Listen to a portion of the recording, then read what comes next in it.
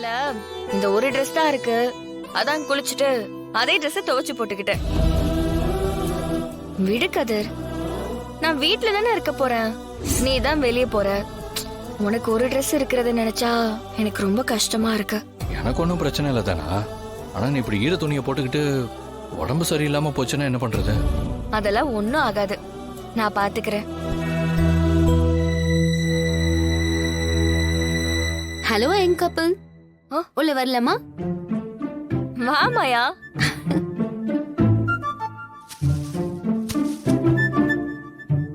எப்படி இருக்க?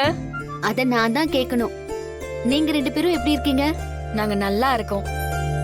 என்ன உன் Dress ஈரமா இருக்கு? ஒண்ணும் இல்ல, இப்பதான் குளிச்சுட்டு வந்தேன். வீட்ல எல்லாரும் எப்படி இருக்காங்க? அப்பா எப்படி இருக்காரு? அதெல்லாம் எல்லாரும் நல்லா இருக்காங்க. பெரியப்பா தான் கொஞ்சம் கோவமா இருக்காரு, யார்கிட்டயும் பேசுறது இல்ல. அவர் பொண்ணை நான் பிரிச்சு கூட்டிட்டு வந்துட்டேன்னு என் மேல எனக்கு கோவமா இருப்பார்ல. அதெல்லாம் ஒண்ணும் இல்லடா, ஒரு நாள் புரிஞ்சுக்க தானே போறாரு. இப்ப நான் ஒரு முக்கியமான விஷயம் சொல்லதான் வந்தேன். என்ன அது இன்விடேஷன்? மாங் கிளப்ல இருந்து இன்வைட் பண்ணாங்க. தனா டிஸ்ட்ரிக்ட் லெவல்ல வின் பண்ணதுக்கு அவளுக்கு கலெக்டர் தலைமையில பாராட்டு விழா வச்சிருக்காங்க. ஏதோ ரிவார்ட் எல்லாம் கொடுக்க போறாங்களாம். அப்படியா? குடு.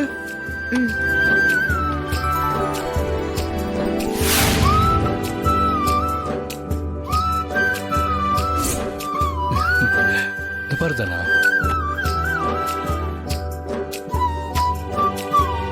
இன்னைக்கு சாயந்தரம் தான் ஃபங்க்ஷன் இருக்கு. நீயும் கதிரும் கண்டிப்பா வந்துடணும் தானா? இல்ல மாயா, நான் வரல.